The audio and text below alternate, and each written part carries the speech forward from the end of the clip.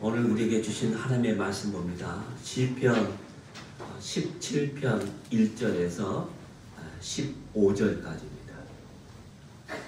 여호와여 의의 호소를 들으소서. 나의 울부짖음에 주의하소서. 거짓되지 아니한 입술에서 나오는 나의 기도에 귀를 기울이소서. 주께서 나를 판단하시며 주의 눈으로 평강함을 살피소서. 주께서 내 마음을 시험하시고 밤에 내게 오시어서 나를 감찰하셨으나 흠을 찾지 못하셨사오니 내가 결심하고 입으로 범죄하지 아니하리이다.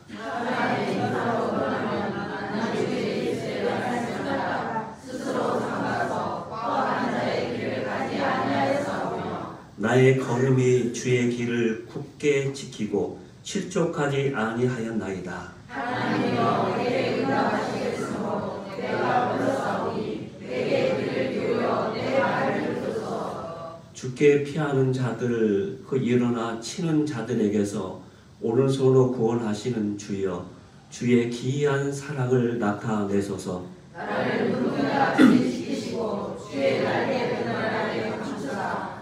내 앞에서 나를 압제하는 악인들과 나의 목숨을 노리는 온수들에게서 벗어나게 하소서. 그들의 마음은 기름에 잠겼으며 그들의 입은 교만하게 말하리이다. 이제 우리가 걸어가는 것을 그들이 에워싸서 노려보고 땅에 넘어뜨리려 하나이다. 그는 우동이 것을 지켜하는 사 같으며 은밀한 곳에 어울리지 않는 사 같으리이다. 여호와여 일어나 그를 대항하여 넘어뜨리시고 주의 칼로 악인에게서 나의 영혼을 구원하소서. 여호와여 이 세상에 살아있는 동안 그들의 눈빛을 받은 사람들에게서 주의 손으로 나를 구하소서. 그들은 주의 제물로 배를 세우고 자녀로 만족하고 그들의 남은 사업을 그들의 어린아이들에게 돌려준 자리이다. 나는 의로운 중에 주의 얼굴을 보리니 깰 때 주의 형상으로 만족하리이다. 아멘. 사람은 누구나 살아가면서 가슴 속에 채워져 있는 것이 있습니다. 예를 들어서 아들을 군대에 보낸 어머니는 거리에 나서게 되면 오직 눈에 띄는 것이 군인들밖에 눈에 띄지 않습니다.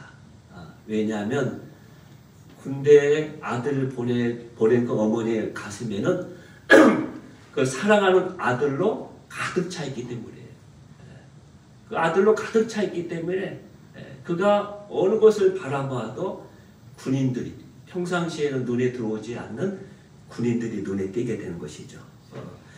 또 장성한 딸을 시집 보내려고 하는 아버지는 온통 사익감밖에 보이지 않을 거예요. 그래서 그가 직장에 가도 지하철 타도 계속해서 그 생각에서 벗어날 수가 없을 겁니다. 보내기는 보내게 한데 기도하면서 계속 그 마음에 있는 것이죠. 그래서 또래 남자 청년들 보게 되면 더 눈이 가고 마음이 갈 것입니다. 왜냐하면 그 가슴에 그의 딸, 그 사랑하는 딸이 자리 잡고 있기 때문에 그렇다는 거예요. 그러나 가슴에 아무것도 채워진 것이 없는 사람은 매사에 흥미도 없고 관심도 없고 열정도 없습니다. 뭘 바라봐도 거기에서 새로운 것 보여지지가 않습니다. 왜? 그 가슴에 이미 식어버렸기 때문에 그렇죠. 그래서 매사에 그냥 흘러가는 대로 습관에 따라서 그의 일상을 보낼 뿐이죠. 지금 여러분은 어떻습니까? 여러분의 마음에는 무엇으로 채워져 가고 있습니까? 오늘 24년 마지막 주일 예배를 드리면서 지금까지 매 주일마다 예배를 드려왔지만은 올만큼은 여러분의 가슴을 하나님으로 가득 채우는, 그래서 하나의 마무리를 잘 할 수 있는 저와 여러분이 되기를 주의 이름으로 축원합니다. 그래서 하나님으로 채워진 사람은 말씀을 봐도 어떤 곳에 가도 늘 하나님의 중심으로 그 눈을 바라보고 그 길을 열고 그 가슴을 여는 것이죠. 그래서 하나님께서 원하시는 것, 하나님께서 기뻐하는 것. 정말 하나님께서 이 마지막 이 시대에 우리를 나를 불렀는데 그 속에서 어떻게 나의 삶을 이끌어갈까? 이 설레이며 하루하루를 그런 호기심으로 살아가는 사람이 바로 믿음의 사람입니다. 여러분, 우리는 하나님으로 우리 가슴을 채워줘야 합니다. 우리의 가슴에 하나님의 나라가 임해야 한다는 것이죠. 하나님 나라가 뭡니까? 하나님이 통치하는 나라예요. 그래서 우리의 마음과 생각, 우리의 모든 것이 하나님으로 채워져야 합니다. 그 하나님의 나라는 무엇입니까? 의와 평강과 희락의 나라라고 말씀하고 있습니다. 의와 평강과 희락, 그것이 다스린 나라가 하나님의 나라다. 그렇기 때문에 우리도 당연히 그런 나라 가운데 살아야 한다는 겁니다. 지금 우리가 이 나라 민족을 바라보면서 제일 이 민족이 필요한 것이 뭡니까? 바로 의, 평강, 희락이죠. 의. 의로움이 있어야 합니다. 의로움. 하나님의 공의 가운데 이 나라 민족이 의롭게 돼야겠죠. 그 다음에 평강. 평강은 다시 말해서 화목하는 거예요. 화목. 서로가 화해하는 거예요. 계속 남 탓하면서 끊이지 않는 따지면서 계속 싸워가는 것이 아니라 서로가 화목하는 나라가 되는 거죠. 그 다음에 희락. 기쁨이 있어요. 기쁨.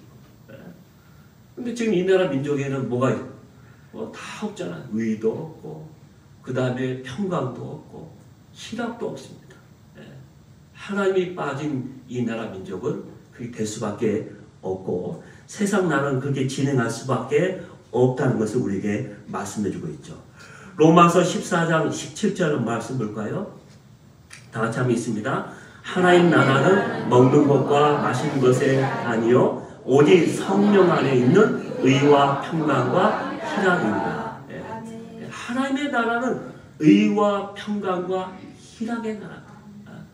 그런데 이 하나님의 나라는 이 세상에 무엇으로도 만들어질 수 없고 또 그 가운데 다 이렇게 될 수가 없다고 말씀하고 있죠. 오직 그 비결은 뭡니까? 오직 성령 안에서. 성령 안에 있을 때만 그 하나님의 의와 평강과 희락이 다스리는 그런 세상, 또 그런 삶을 살아갈 수 있다고 우리에게 말씀해주고 있죠. 그렇기 때문에 이 나라 민족이 바로 유일한 우리의 하나님의 나라가 임한 그런 나라가 돼야겠죠. 그래서 이제는 내 가슴에 자리 잡고 있는 작은 여우, 개, 돼지, 이리, 성경에서 말한 그 모든 못된 짐승들 같은 것들이 다 떠나버려야 합니다. 떠나버리고 오직 사랑과 희락과 화평과 오래 참음과 자비와 양성과 그 다음에 충성과 온유와 절제, 이런 성령의 열매들이 다스리고 가득 채워진 그런 나라가 돼야 합니다. 하나님 우리에게 채워주겠다고 약속하셨습니다. 욥기서 8장 21절 볼까요? 욥기서 8장 21절 다 같이 있습니다. 웃음을 내 입에 즐거운 소리로 내 입술에 채우시리니. 하나님께서 웃음과 즐거운 소리를 채우시겠다면서 우리의 인생 가운데. 그 다음에 빌보서 4장 19절 또 뭐라고 말씀하셨습니까? 다 같이 있습니다. 나의 하나님이 그리스도 예수 안에 영광 가운데 그 풍성한 대로 너희 모든 쓸 것을 채우신다. 우리에게 모든 필요한 것, 모든 쓸 것을 다 채우겠다. 다 채우겠다. 여러분 삶 가운데, 여러분 가슴 가운데 그 모든 것을 하나님 필요한 것을 다 채워주겠다고 이미 약속하셨죠. 우리가 그림을 감상할 때 이 동양화와 서양화가 있습니다. 그런데 이 동양화와 서양화의 가장 큰 차이가 뭘까요? 그 그림을 딱 보게 되면 서양화는 꽉 차 있어요. 그림이. 그림 온통 그림이 꽉 차 있죠. 근데 동양화는 비교적 여백, 비어 있는 것이 참 많은 그런 차이가 있습니다. 그런데 그 여백은 바로 보는 사람으로 하여금 상상의 나래로 그림을 그려보라는 그런 의도가 있다는 것이죠. 다시 말해서 자신은 이 생각을 가지고 이 정도까지 그림을 그렸으니까 나머지는 보는 당신이 그 빈 여백에 그림을 그리시오라는 그런 의미가 담겨져 있다는 거예요. 그래서 이 서양화는 화가 혼자서 그림을 다 그리지만은 이 동양화는 혼자서 그림이 아니에요. 혼자서가 아니라 둘이서 서로 소통하면서 그 비어있는 나머지 여백을 채워가면서 둘이 그리는 그림이 바로 동양화의 가장 큰 특징이라는 것입니다. 이와 마찬가지로 우리의 믿음도 여백이 있는 세계라고 말할 수 있습니다. 우리 믿음은 뭐냐? 여백이 있는 삶이다. 믿음의 조상 아브라함은 어느 날 하나님께서 자기가 살던 곳에서 떠나라고 명령을 받게 되죠. 지시를 받게 되는데 그 지식을 받고 곧바로 순종해서 과감하게 고향을 떠납니다.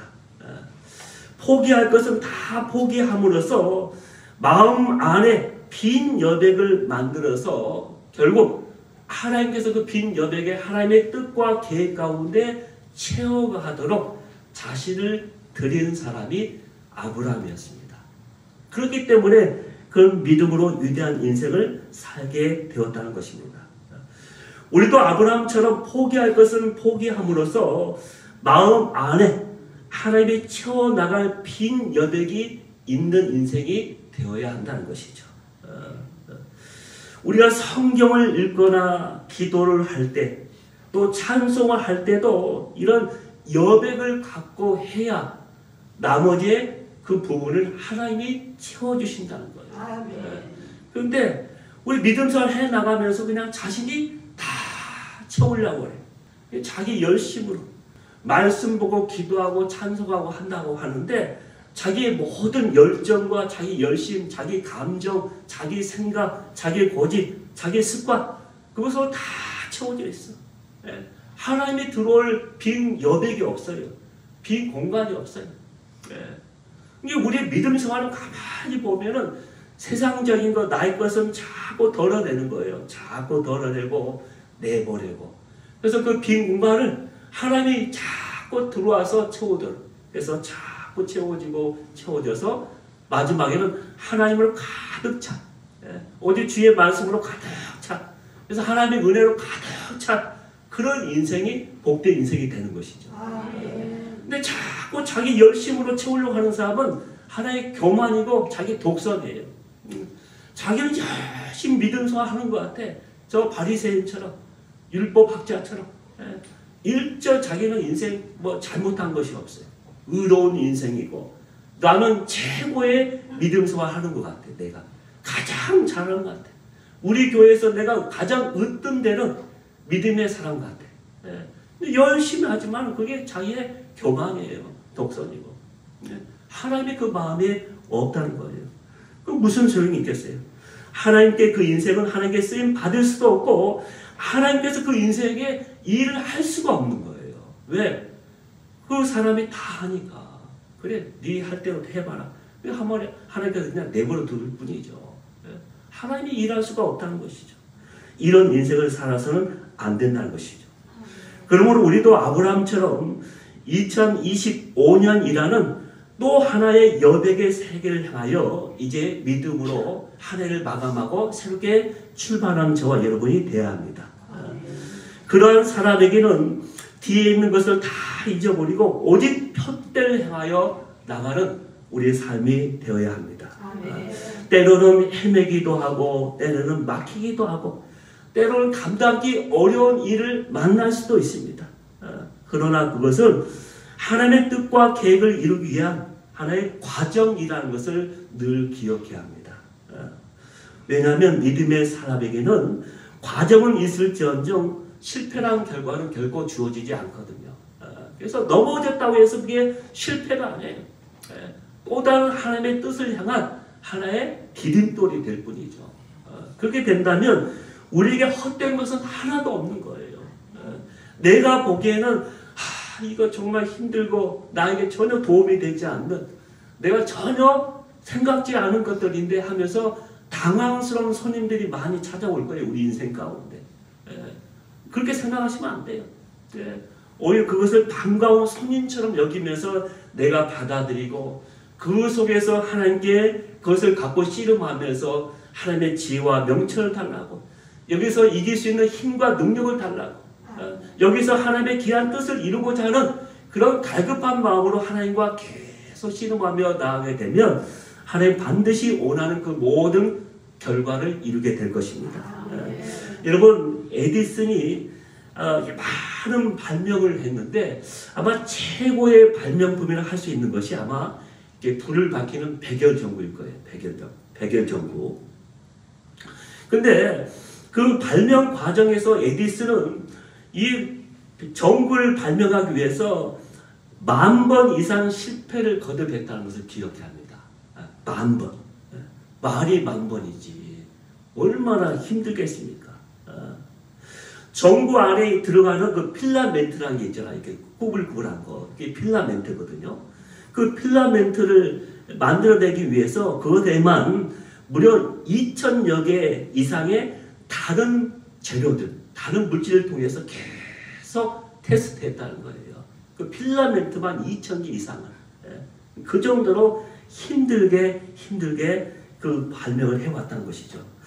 그러던 어느 날 계속해서 실패만 하게 되니까 조수가 불만을 터뜨렸다고 합니다. 선생님, 이게 뭡니까?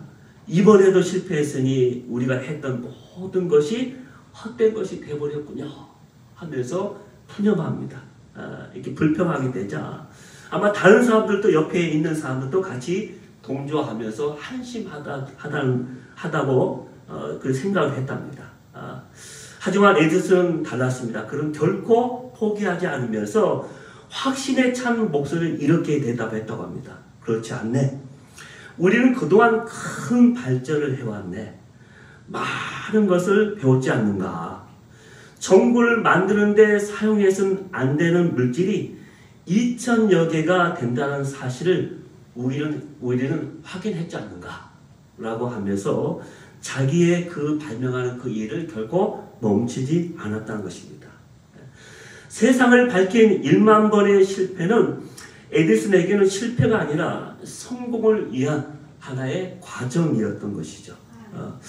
여러분, 아이가 자라면 어릴 때 입던 옷이 맞지 않게 되죠. 그래서 다 버려야 합니다. 우리의 모든 삶도 매일매일 이렇게 성장하는 삶이 돼야 합니다. 계속되는 성장에 발맞추기 위해서는 이제는 우리가 어떻게 합니까? 애것을 과감하게 버리고 그 모든 것을 잘라버려야 하는 것이죠. 그렇게 믿음의 여백을 만들어서 더 나은 새로운 것으로 채워져야, 그 다음에 진정한 하나님의 것으로 채워지면서 그 인생은 부유하는 인생이 될 수가 있다는 것입니다. 그러나 마음의 여백에 엉뚱한 것으로 채워지게 되면 오히려 부자가 아니라 졸부가 되는 것이죠. 졸부. 아무리 많은 재물과 소유를 가졌다고 하더라도 항상 그 인생은 불안하고 늘 허전합니다. 왜? 하나님 아닌 다른 엉뚱한 것으로 채워졌기 때문에 그래요. 진정한 만족이 없어요. 기쁨도 누리지 못합니다. 많은 것은 소유하고 많은 것은 쌓였는데 그 인생에 진정한 행복은 없는 거예요. 만족은 없는 거예요. 왜? 하나님 아닌 다른 것으로 채워졌기 때문에 그렇다는 거예요. 오직 우리의 하나님의 사람은, 인간은 본래 하나님이 그렇게 만드셨어요. 그 마음 빈 곳에 하나님으로만 채워질 수 있는 빈 공간이 있도록 만들어 놓으셨어요. 그렇죠? 그래서 그것은 꼭 하나님으로만 채워져야 하는 거예요. 근데 그것을 모른 채 자꾸 다른 것으로 채우려고 하는데 그게 되겠습니까? 그러다 보니까 세상 가운데 계속 헤매고 또 헤매는 것이죠. 그래서 우리가 엉뚱한 것, 세상 것으로, 내 욕심으로, 내 영광으로 계속 채우다 보면은 그런 인생을 복된 인생을 살 수가 없다는 것이죠.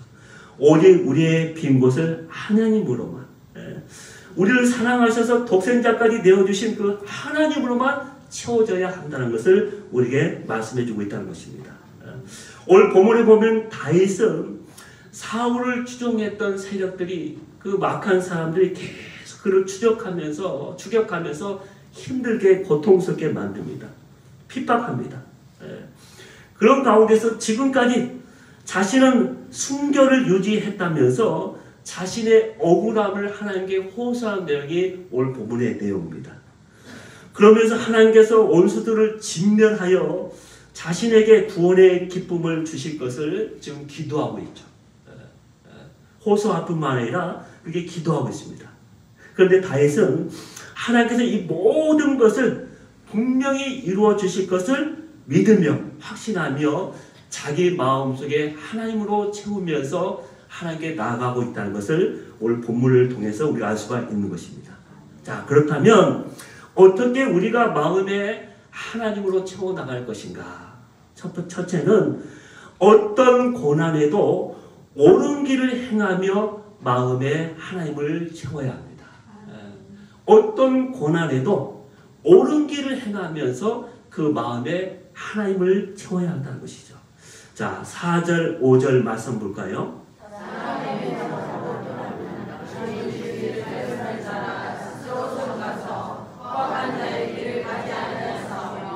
나의 걸음이 주의 길을 굳게 지키고 실족하지 아니하였나이다. 아멘. 여기 보면 다윗은 고백합니다. 포악한 자의 길을 가지 아니하며. 그 또 하나 주의 길을 굳게 지키며. 다윗은 지금 악한 세력들에 의해서 어려움에 처해 있지만은 결코 악한 자들의 길을 따르지 않았다. 그들의 길을 추종하지 않았다고 말씀하고 있죠. 모든 사람들이 악한 길로 갈 때 나 홀로 그 악한 자들에게서 떠나서 의로운 길을 간다는 것은 참 어렵습니다. 참 어려워요. 왕따 당하고 외롭고 참 힘든 길입니다. 오늘의 우리 정치를 보면서 그걸 뼈저리게 느끼잖아요. 여와 야가 아닌 제3의 세력이 딱 나타나서 좀 하면 좋겠다 싶은데 이 세상 그걸 허락하지 않는 것 같아요. 저는 그렇게 했으면 좋겠는데 자꾸 이 두 세력이 계속 치킨 게임을 하고 있죠. 이 게임을 언제까지 할까? 언제까지? 아마 계속 할 거예요. 계속 할 거예요. 무너질 때까지. 철저하게 그 모든 것 악한 길 뿐만 아니라 그 길을 따라가지 않을 뿐만 아니라 자기 자신을 굳게 세웠다고 했습니다. 자기 자신을. 믿음 안에서, 말씀 안에서 나는 의로운 사람으로 이 길을 평생 가겠다. 어떤 손해가 오더라도 어떤 위험하고 심지어 내 목숨이 이태할지라도 나는 그 길을 가겠다고 굳게 지켰다. 그러면서 그런 하나님 앞에 호소하고 있죠. 그 모든 것을 굳게 지켰다.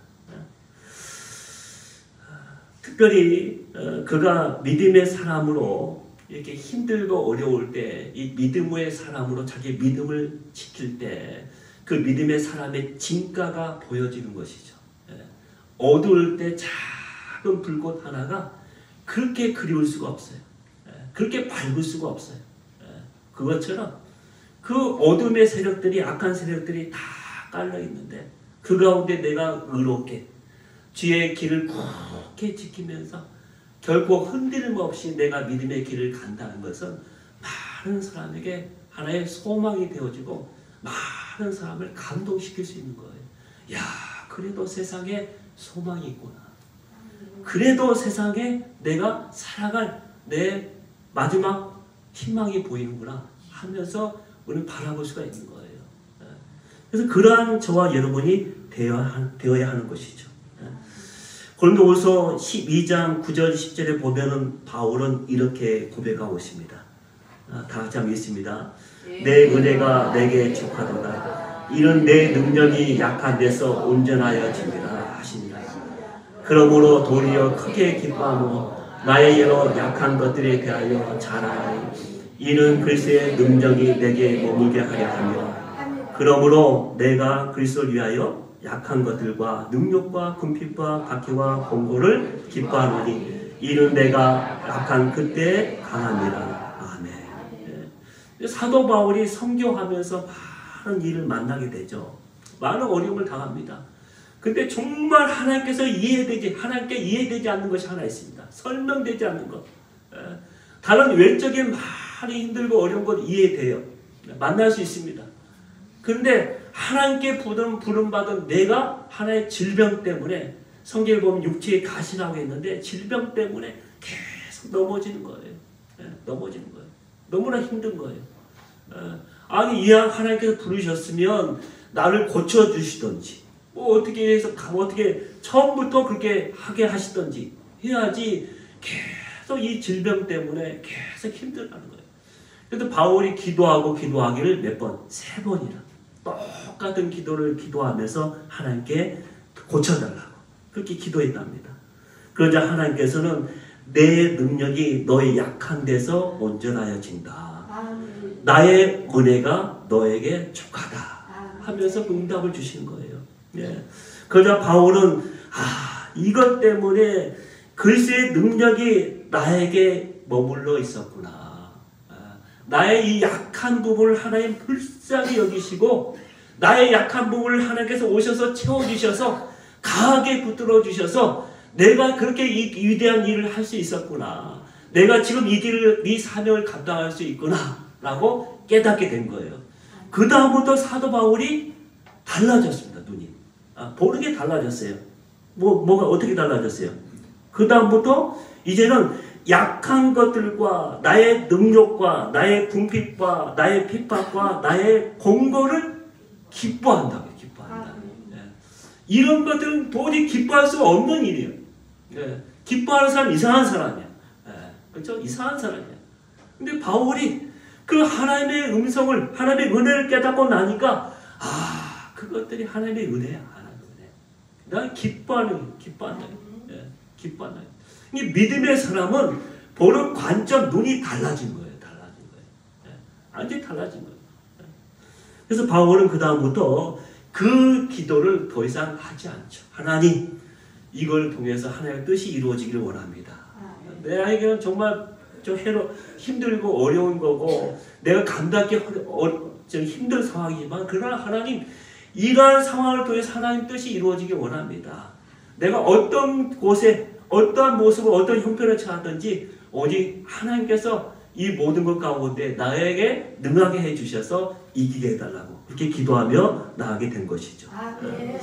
우리가 어떻게 이제 마음으로 하나님을 채울 수가 있습니까? 두 번째는 기도하면 응답해 주실 것을 확신하며 마음에 하나님으로 채워야 합니다. 기도하면 응답해 주실 것을 확신하며. 다윗은 사울의 추종 세력들이 사자같이 공격해도 결국 물러서지 않고 끝까지 기도의 자리를 지키고 있습니다. 6절 7절 볼까요? 6절 7절 다 같이 있습니다. 시작.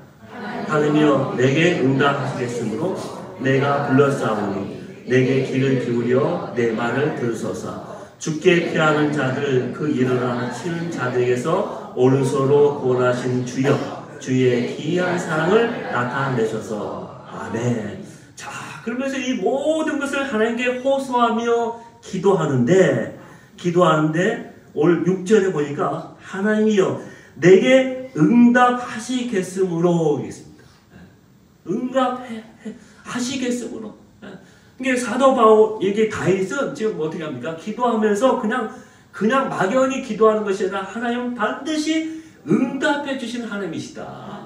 지금까지 하나님을 내가 만났는데 그 하나님은 응답해 주시는 하나님이다 라는 것을 굳게 믿으면서 응답해 주시는 하나님, 내가 그 하나님을 믿고서 내가 지금 기도합니다 하면서 기도하고 있다는 거예요.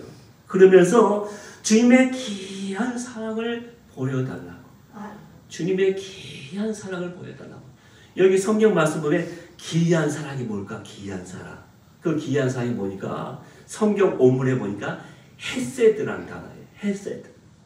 하나님의 긍휼, 자비. 이 특별히 하나님의 사랑인데 이 헷세드의 사랑은 뭐냐면 특별히 어떤 사랑을 가리키냐면 언약적 사랑이에요. 언약적 사랑. 다시 말해서 하나님께서 반드시 약속하신 사랑이야. 그러니까 하나님의 약속하신 것은 반드시 성취되잖아요. 그래서 한결같은 신실하신 하나님, 끝까지 가는 그 사랑의 하나님이 이 헷세드예요. 헷세드, 귀한 사랑.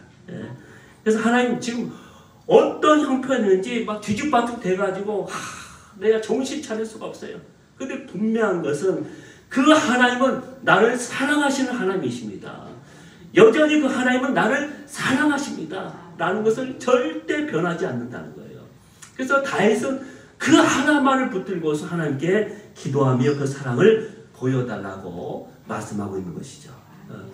여러분, 우리도 다윗처럼 사람들이 우리를 아무리 힘들게 만들어도 응답해 주시는 하나님을 신뢰하면서 끝까지 하나님을 바라볼 수 있는 저와 여러분이 되길 주의 이름으로 축원합니다. 시편 50편 15절에 이렇게 분명하게 말씀합니다. 있습니다. 환난 날에 나를 부르라. 내가 너를 건지리니 내가 나를 영화롭게 하리라. 아멘. 환난 날에 나를 부르라. 환난 날에. 여러분, 우리에게 하나의 특권이 하나 있습니다. 우리에게는 믿음의 사람에게는 하나의 특권이 있어요. 어떤 특권입니까? 그렇죠. 우리가 공고한 날에, 환난 날에, 우리가 정말로 힘든 그날에 내가 부르짖을 수 있는 대상이 있고 찾을 수 있는 그분이 계시기 때문에 행복한 거예요. 복이 있는 거예요. 여러분, 어려움 당할 때 옆에 사람 한번 있나 둘러보세요. 그 많던 사람들 다 떠나갑니다. 다 고개 숙이고 다 외면합니다. 그때 우리가 눈을 들어 여호와 하나님, 그분밖에 없어요.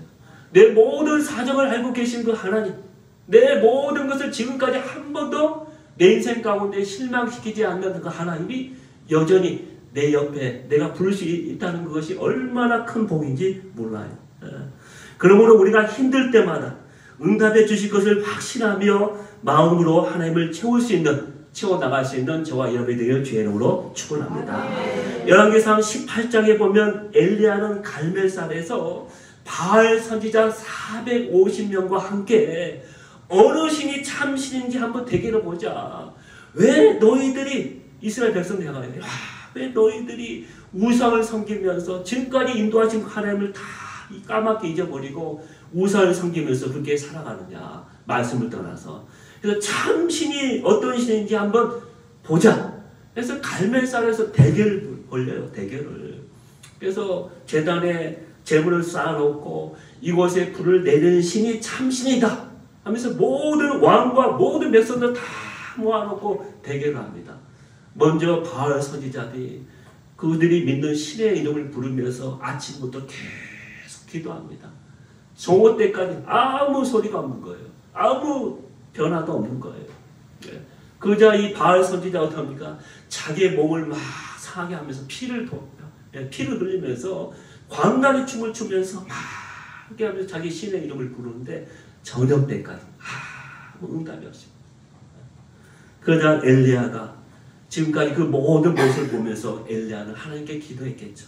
지금까지 나의 기도에 한 번도 예면하지 않으시고 응답해 주신 여호와 하나님, 이곳에 불을 내려서 저에게 참 신이 어떤 신가를 보여달라고 간절하게 기도하면서 그의 마음을 가득 하나님을 채운 다음에 그 모든 일이 다 끝나고 나자 엘리야가 하나님의 이름을 부르니까 하나님께서 불러서 응답하셔서 그들로 하여금 승리케, 바로 엘리야가 승리케, 그 모든 백성들 앞에서 승리케 했던 것을 우리는 알게 됩니다. 그게 엘리야였습니다. 우리가 어떻게 하나님의 마음으로, 어떻게 우리의 하나님의 마음으로 채울 수가 있을까요? 마지막 세 번째는 하나님께서 허락하신 것을 만족하며 마음에 하나님으로 가득 채워야 합니다. 14절 15절 볼까요? 14절 15절 다 같이 읽습니다. 그들은 주의 제물로 배를 채우고 자녀로 만족하고 그들의 남은 사업을 그들의 아이에게 물려주느니라. 나는 의로운 중에 주의 얼굴을 배우리니 깰 때 주의 형상으로 만족하리이다. 말씀 보면 세상 사람들은 재물로 배를 삼고 자녀들로 만족하며 남은 재산들을 자기 자녀들에게 상속해 주는 것을 기쁨으로 삼습니다. 그러나 나는 다윗은 주의 얼굴 뵙는 것으로 오직 주의 형상으로 만족하겠다고 그렇게 고백하고 있습니다. 다시 말해서 하나님께서 어떠한 것을 허락하셔도 그것으로 만족하며 오직 마음으로 하나님으로만 내가 채우며 살겠습니다 라고 고백하고 있다는 것입니다. 사도 바울은 빌립보서 4장 11절 12절에 보면 이렇게 고백하고 있습니다. 다 같이 한번 읽을까요? 내가 궁핍함으로 말하는 것이 아니라 어떠한 형편에든지 나는 자족하기를 배웠노니 나는 비천에 처할 줄도 알고 풍비에 처할 줄도 알아 모든 일 곧 배부름과 배고픔과 풍부와 궁핍에도 처할 줄도 아는 일체의 비결을 배우노라. 여기 보면 바울은 여러 가지 힘들고 어려운 상황들을 쭉 하면서 겪으면서 많은 것을 배웠다는 것이죠. 무엇보다도 어떠한 형편이든지 주 안에서 자족하는 비결을 배웠다고 그런 고백하고 있죠. 자족하는 비결. 다시 말해서 하나님께서 허락하신 것을 만족하면서 마음에 하나님으로 채워갔다라고 고백하는 것이죠. 하나님께서 허락하신 것을 만족하며 어느 곳에 가든지 오직 그분만을 기뻐하며 찬송하며 왔다는 것이죠. 우리도 여러 가지 삶 가운데 때로 원하지 않는 것 때문에 때때로 많이 힘들어할 때도 있습니다. 또 그 가운데 정말 내가 절망할 때도 있고 주저앉고 싶을 때도 있을 거예요. 그럴 때마다 그 모든 것을 허락하신, 그럼에도 불구하고 허락하신 그 하나님을 바라보면서 오직 만족하며 그 하나님으로 채워나갈 수 있는 저와 여러분이 되기를 주의 이름으로 축원합니다.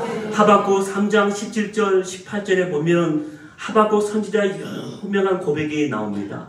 먼저 17절 한번 볼까요? 17절 비록 무화과 나무가 무성하지 못하며 포도나무에 열매가 없으며 감람나무에 소출이 없으며 밭에 먹을 것이 없으며 우리의 양이 없으며 예안간에 소가 없을지라도 여기 보면 비록 뭐뭐 없을지라도 이렇게 하고 있는데 우리 17절에 보면은 지금 하박국 선지자의 상황이 넉넉지가 않습니다. 넉넉지가 않아요. 오늘 여기 보면 무화과 나무, 포도나무, 감람나무 이 나무들은 이스라엘에서 가장 흔하게 볼 수 있는 나무들이죠.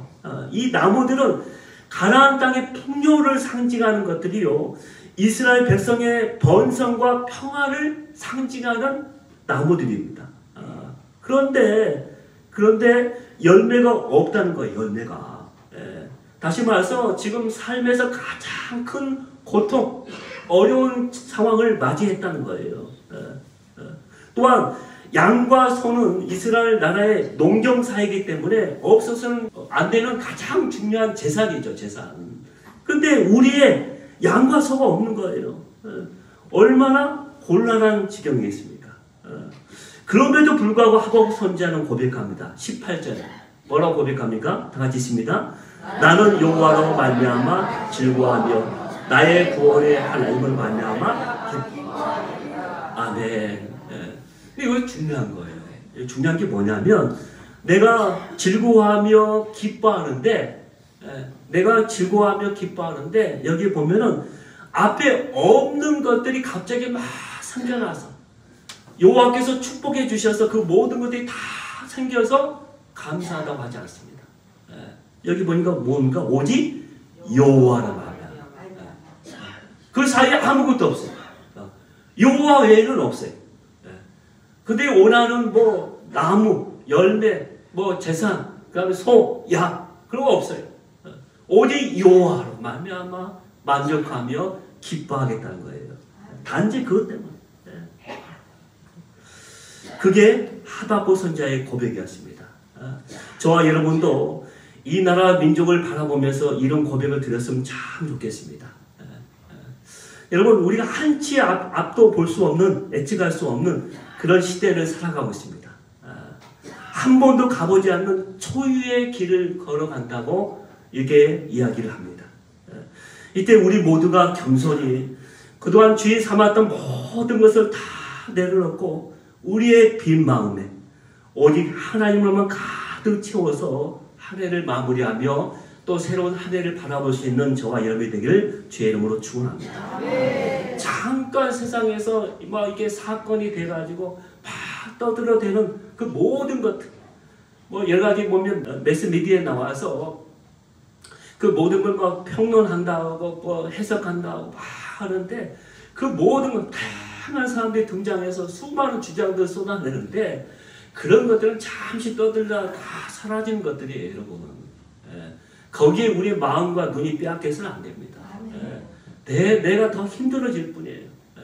오직 이 모든 것 가운데 잠잠히 요 하나님 한 분만로 내가 기쁨을 삼고 만족하면서 그 가운데 정말 이 나라 민족의 하나님의 어떤 뜻 때문에 하나님 무엇을 하시려고 이 시대에 하나님께서 우리를 통해서 어떤 일을 하시려고 이런 곤란한 가운데 이런 어려움과 힘든 상황에 빠졌을까 생각하면서 정말 주의 은혜를 구하며 또 하나님의 도우심을 구할 수 있는 저와 여러분이 되기를 주의 이름으로 축원합니다.